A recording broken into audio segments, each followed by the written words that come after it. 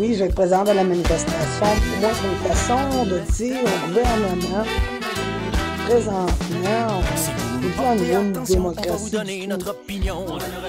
Il y a de la corruption partout, ça c'est à tous les niveaux. Puis, présentement, au niveau de l'éducation, santé et environnement, on est loin là, de ce qu'on veut laisser à nos enfants. Je suis désolée, mais assez, c'est assez. Jean Charest, écoute le peuple, il est temps. Par où commencer? On aimerait ça d'abord qu'il s'en aille.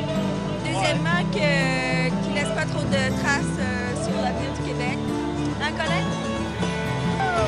Honnêtement, j'aurais plein de trucs à lui dire, fait que je peux pas en choisir un. En gros, stopper la privatisation de nos services publics, s'il vous plaît. Moi, je dirais à Jean Charest d'aller chercher l'argent là où elle est. L'argent n'est pas dans les poches des contribuables, l'argent est dans les entreprises, les minières. Il faut aller la chercher aux bonnes places. Jean Charest, il coupe les coupures pour les intervenants des personnes âgées. Oui, j'étais cœuré dans Jean Charest cette année. On est back de là, Jean Charest. Merci.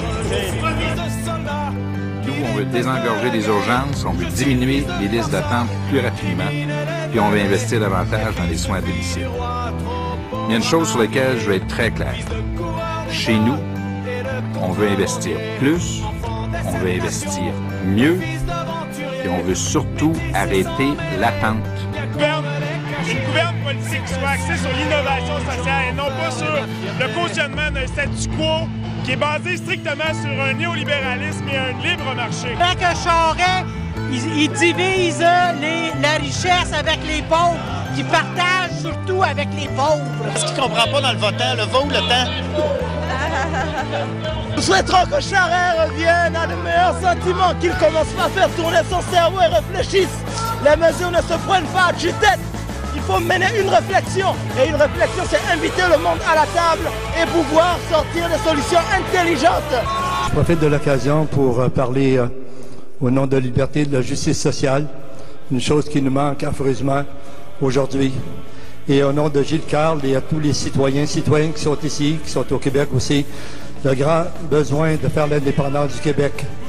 Une chose, et ici de faire une enquête éclairée sur le crime organisé. Je demande à M. Jean Charest, Premier ministre du Québec, de nous accorder ce privilège et ce devoir d'éclaircir la situation dont le Québec est affligé actuellement. Les fins de session se suivent et se ressemblent à l'Assemblée nationale. Le gouvernement Charest a recours encore une fois au bâillon pour faire adopter à la hâte une série de projets de loi. Les manifestations se sont multipliées partout au Québec. Le gouvernement Charest a décidé en effet de récidiver. Il a suspendu les règles pour faire adopter sous le bâillon une série de projets de loi.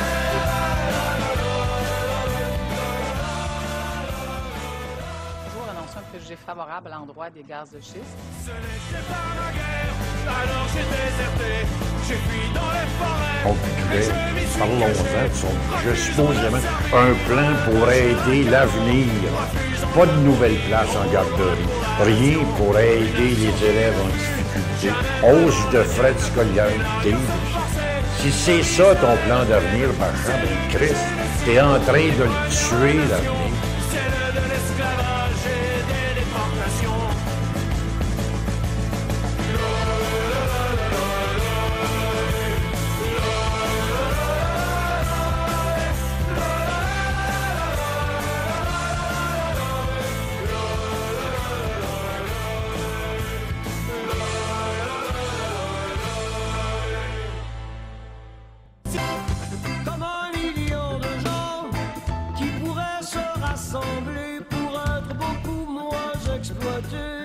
Et beaucoup plus communiquer, se distinguer, se raisonner, s'émanciper, se libérer.